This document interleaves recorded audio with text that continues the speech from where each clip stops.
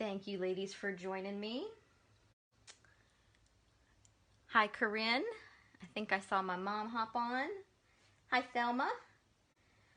I'm so glad you ladies are joining me tonight. Thank you for sharing.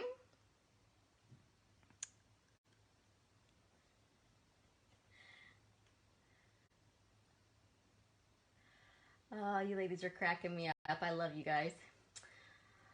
All right. Well, happy Friday. I'm so glad you tuned in. Today is the last of our Christmas in July series. Hi, Rosemary. Happy Friday. Although it is August, I really wanted to get to this video in this particular suite of products we're going to talk about tonight, but with vacation and a very busy month, I wasn't able to do that, so we're tackling that tonight. Bernice and Mel, I love you guys. We got to get together soon. All right, so just a quick reminder, we've got our mini catalog, runs July through December, has wonderful Christmas, Halloween, and fall items in it. If you need one, if I haven't caught up with you, let me know. I'll be happy to get you one. And also a reminder that celebration is in full swing until the end of the month. We have had a couple things sell out. The pool party and soft seafoam note cards sold out very fast. We just found out this week the tree lot dies have sold out. And I heard a rumor that the hippo dies are going very quickly. So I will keep you posted as things sell out. I did not print the flyer, but I shared earlier, and I will share again either tonight or tomorrow. We have added some things to the celebration list, so there's more goodies you can pick from, and it's a nice variety, so make sure you check that out if you have not placed an order already, or if you want to place another order. So for the month of August, we have a new host code, and I remember to change the month, so this one is correct. So if you have an order to place that's less than $150, you can go ahead and use my host code, and then I put you in a drawing for a free gift from me. This month we have our beautiful woven ribbon in pale papaya with white edging. Very pretty ribbon, great for lots of different things. So someone will win this at the end of the month. And then also remember, since it is Friday, I do a competition or a little contest, not exactly a competition, but a little drawing every Friday night, one for all those that share the video and one for those that comment on the video. And my recommendation is that you share the video and then tell me that you share the video, and then you're entered into both drawings at once. So from last week's video, I have 2 cards to give away. This one is going to Rosemary. And then this one is headed to Bonnie. So thank you, ladies, for commenting and sharing, and good luck to everyone. We will see who wins a few of the projects from this evening. So tonight we are talking about the Gingham Cottage Suite.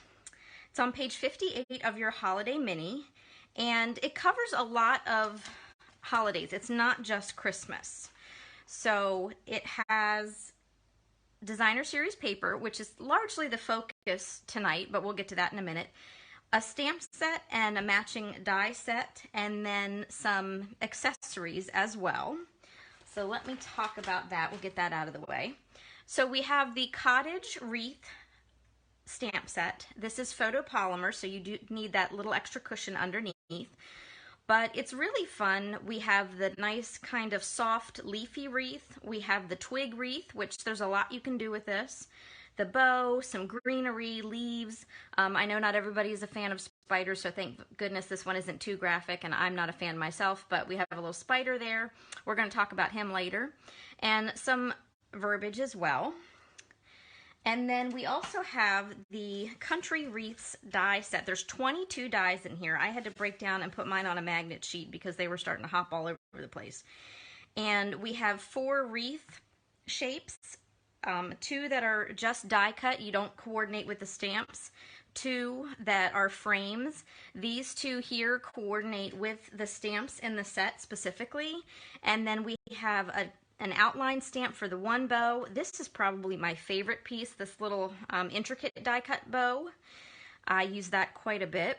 And then I really like that we have multiples of the greenery pieces, like these little leaves, because you can cut 4 at a time. And I love it when they make it easier for us to work smarter, not harder. So there is your die set. And we also have in the suite this silver threaded twine. I honestly was not sure I was going to use this because it's a little thicker than I'm used to dealing with. I don't know if you can see, but it's a nice thick twine, would be great for tying packages. And it has a very subtle silver thread running through it. So that is very nice, and you get 10 yards of it on the spool. It's a nice big spool, so great for holiday cards and things. And then last but not least, we have our Pearlized Enamel Effects Basics. These are 3 bottles of, it's sort of like puff paint. Did anybody do puff paint back in the day? I know some people still do. I thought I was going to do more of it than I did, and I wasn't very handy with it. I will admit to not being too handy with these, but I have tried them. And I'll talk more about these probably on another video or on a separate post. But we have real red, white, and black, which sort of looks a little more gray in the bottle, but it is black. And I did use that on a card, so I will show you that when we get there. Hi, Anne. You are just in time. Now, I'm going to start by showing you some fun techniques with the Designer Series paper. If you remember when I did my unboxing, I showed you all this paper. This is a large pack of paper. You get 48 sheets of this interesting paper. It's called Gingham Cottage. It's 12 by 12. You get 4 each of the double-sided designs. And it's 6 different colors. Some of the papers I really liked, some of them I did not like at all, and I know there were a lot of people that were kind of like, ooh, I don't know about that. Well, I saw some really interesting techniques by a fellow demonstrator, and I want to share them with you. I want to show you how you can transform this paper, and it's not too terribly difficult. So these are some ideas by Allison, and I forget her last name, and my paper has wandered off. I'll probably find it later. She is nicepeoplestamp.com. She's based out of Canada, and I was just really blown away when I saw what she did with some of this paper. So here's one side of the Designer Series paper. This side I can deal with. I'm a big fan of plaids and ginghams, but some of it I find a little too much for me. And there was this side, the more lattice work side. And there's really nothing wrong with it, but, you know, it's not going to be for everybody, right? So one really quick way that you can change up your paper is by adding color to it. So I'm going to take real red ink and my blending brush. And this is really quick and simple. You can do this with any color you want. And so while the black and white is nice, you might want to try something different with it. And so you can add as much or as little color as you want to your paper. I'm going to try desperately not to get ink all over my fingers. I was very inky last night while I was working on some of these. So we'll see if I can avoid that. So remember, if you're not familiar with using the blending brushes, you want to pick up your ink in a circular motion and then start on a piece of scrap paper and continue that circular motion right onto your paper. And you can apply color until you're happy with it. So if you want a really, really deep red, just keep going with this until you are happy with your color. Whoop.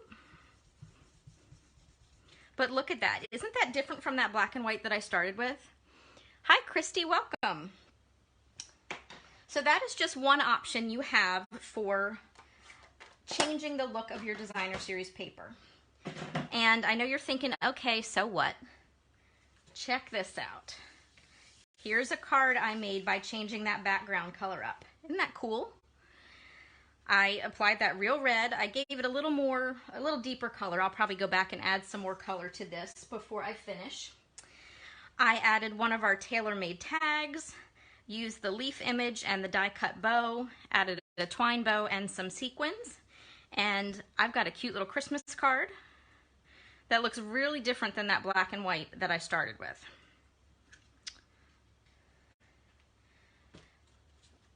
So next, I'm going to show you basically the same thing. We had this gingham print with the real red. I'm glad you're liking this so far, Bernice. It's early yet, so we'll see what you think by the end. I hope you're still impressed. So this very wide plaid was very interesting. I thought to myself, I am never going to use that, because to me it's too big for a card panel. This is 5 1/4 by 4. This I could see being the background of a scrapbook page at 12 by 12, but this is a whole lot going on a small piece of paper, right? But again, you can change this up. So I'm going back to my real red. I forgot what I was doing for a minute. And just brush on some color. And this really softens the look. It kind of takes away that drastic color change with the red and the white. And you could honestly, you don't have to use this for Christmas cards. This could be any kind of card you wanted. But check that out. I'm not going to bore you by adding tons and tons of color, but I will probably add a little bit more of our real red to this before I'm finished, just to kind of give it less of a contrast. All right, and see, look, I'm getting pink and inky. So, again, really changing up the look of our card. And here is the sample that I made. So the techniques were from Allison, but I really made my own cards with it. Some of the designs are similar, but some of them are a bit different. I'm going to move that off the table. I don't think I've posted it on the Facebook page directly, but I will do that. So here's that very large plaid, so toned down a little more subtle. I used our deckled rectangles and our Christmas Scotty stamp set for this one. And then there's the cheeky little message on the inside. So some Christmas fun there. All right, so this next one I thought was really interesting. All right, and here I knew I was going to find it. Allison Okamitsu, I think is her last name. I probably butchered that, but like I said, she's from Canada and she's from nicepeoplestamp.com. This next one I thought was really interesting. I'm going to use the Artistic Mix Decorative Masks. So it's a lovely set. We have this mask where you can use it, and they give you the cutout shapes as well. So if you want to use the blending brushes and have, you can use these interchangeably. Then it has these lovely, I love this one. I like that design. It has a large plaid. It also has kind of like a quatrefoil look to it. But the one I'm going to use tonight is this one, the smaller plaid. And I'm going to go back to that first piece of DSP that has the lattice work in the black and white.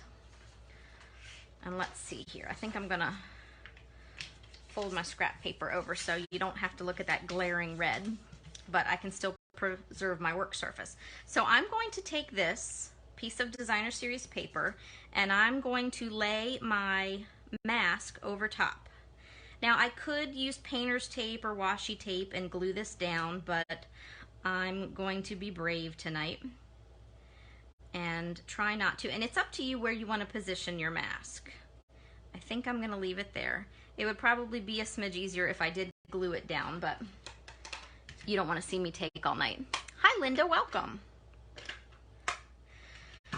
So I'm going with mint macaron for this one, and again, using my blending brushes.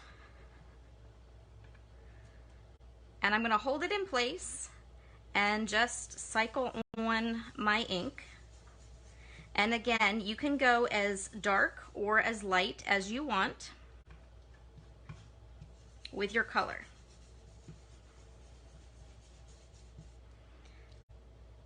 And when I'm done, I can't wait to show you what this one looks like because it's really, really different. The trick is just keeping the mask still while you work. And as I said, you can tape it down to your work surface. And that way it won't move around like mine is going to do. But that's okay. I've got enough I can reline it up. And again, apply as much ink as you want color-wise. If you want a deeper color, just keep on adding the ink until you are happy. I'm going to add a little bit more here. And then, are you ready?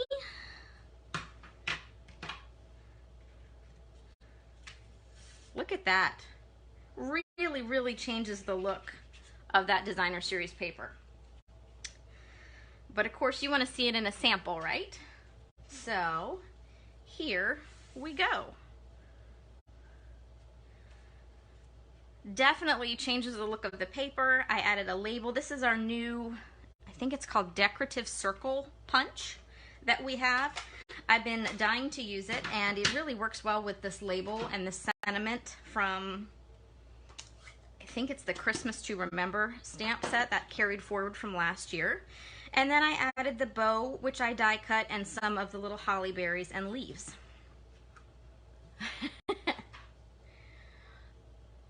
This was the one I thought might get the biggest ooh and ah, because it really changes the look of the paper, in my opinion. All right, couple more, not with blending. We're gonna walk away from the blending brush. So this next piece of paper, it's started out as black and white, and then I took my mint macaron blending brush and or my mint macaron ink with my blending brush, and I just went all over the card front. So I did that step already, so you wouldn't have to be bored watching me do that. Here's another neat thing you can do with this. You can take your Stampin' Blends, you could probably even use a marker, it's really the same concept, and we're just gonna add a little bit more detail to the paper. So I'm going to start with my skinny end, my fine point, and let's see here, I'm gonna turn it sideways, and I'm simply going to add a line. Now this paper is not, it's not as rigid as some plaids are. Obviously with some plaids you would probably want to use a ruler, or if you're really particular you can use a ruler. I'm going to just kind of freehand this, and I am not the quickest in the world or the most neat, but so I've added some stripes, and this would be fine like this, but I'm going to go back in the other direction with the brush tip and add a little more detail. You could definitely do this in different colors if you wanted. I wanted to kind of keep the black and green color scheme. By the time you get to the end of this, you start wondering where your lines go. That's the trickiest part. Now, doesn't that look different than what I started with? And I know this might not be everybody's cup of tea, but that's okay. I just want you guys to have options. And so when you put it in a complete card, there's that panel. Looks very different from that plaid that I started with. Very simple strip of cardstock with my greeting and a couple of die cuts and sequins. It was a big toss-up. My two favorite embellishments right now are those festive pearls and then these sequins. I'm using them on a lot of different things. All right, and then one more paper technique to show you, going back to the blends. Now this one I used the large lattice print, and again, mint macaron. And let's see here. I'm going to go back to my blend. This is dark basic black that I'm using. Rosemary, I'm glad you like them. I was really hoping to give you guys some more options for this paper. I know, myself included, it was not my favorite paper pack, and some of these prints I just thought, yeah, never gonna use those. I'm I'm going to be using them now because of these ideas that I have seen. So hopefully you will like them too. So back to the basic black. I'm going to take my brush tip this time, and this is that large lattice plaid, and I'm going to add a couple more stripes. And let me see here. You can do these as close together or as wide apart as you want. You can do single stripes, you can do double stripes. It's really up to you.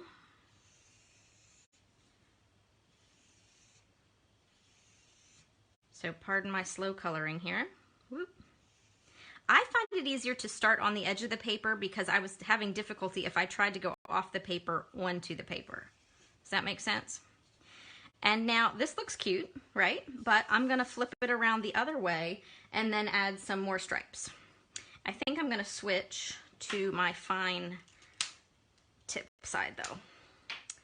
And you can always start with one.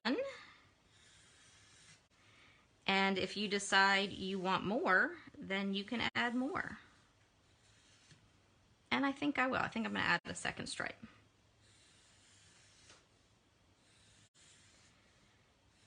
And that just takes away some of that open space and really gives you a different look. And then when you put it in a card, it doesn't even have to be a Christmas card. Here I featured a happy birthday along with the stylish sketches stamp set, which is part of the celebration offerings. So my first time coloring our cute little ducks. Had some fun with that. And then there is the image in black and white on the inside. And I also used my little duck stamp on the envelope as well. So really changes up the look of the paper, don't you say? All right, so that is all for our paper techniques, but I do have more samples to show you because I know you're all here for the samples, right? So here is a fun way to combine papers. This paper here on the background is one of the pieces from the Gingham Cottage set, but I paired it with the Painted Christmas designer series paper that we had last year that carried forward. It was very popular, so I'm kind of happy to see it back. This print in particular was a favorite of mine. And then I used the two die cuts from the set that don't coordinate with the stamp set. And I don't know if you can see, but I added some of those festive pearls. Told you I used them a lot. And then there's the inside. And of course, I kept my envelope coordinating as well. Now you do not have to use Christmas cards. You can design birthday cards and other things.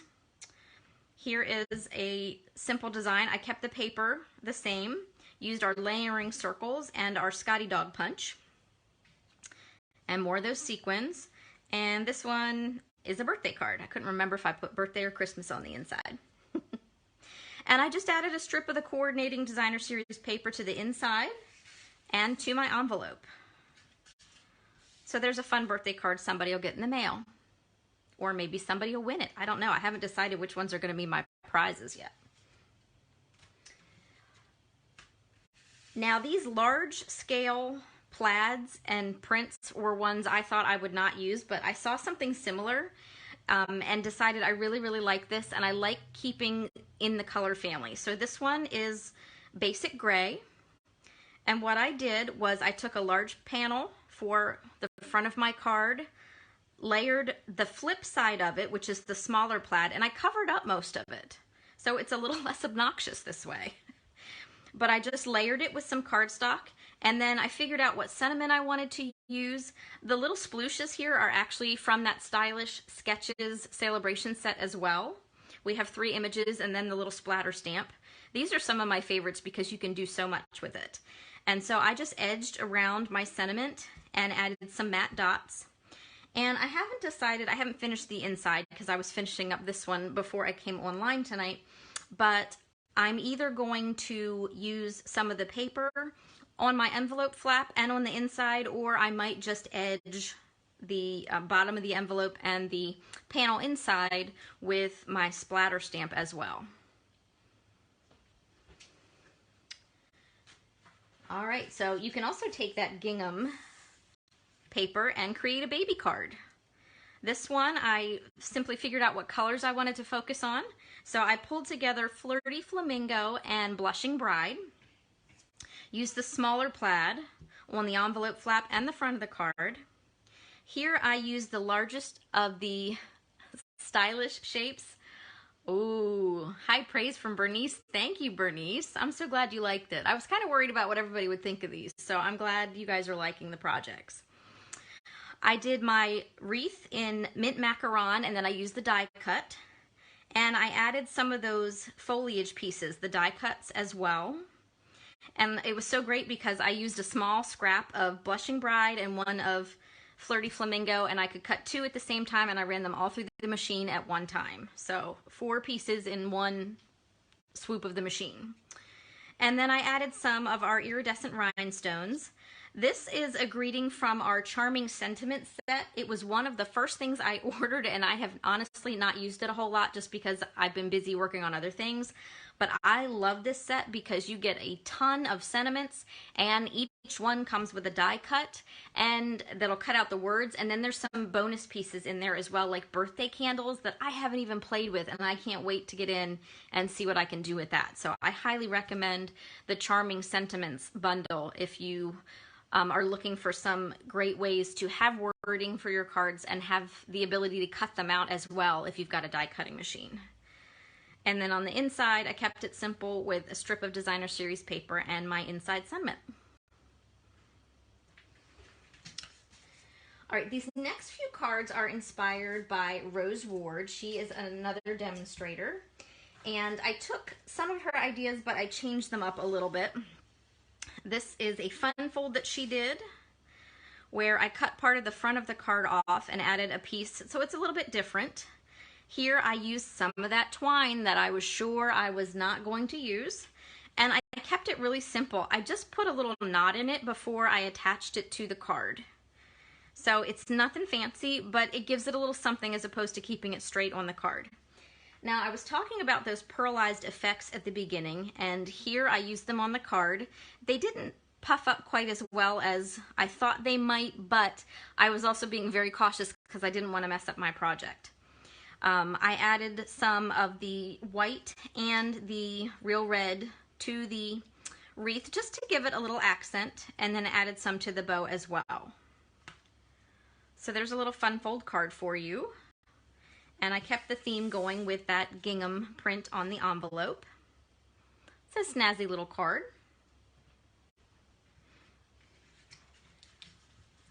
Now I opted not to do fun folds for all these, but I took some of Rose's color schemes and ran with them.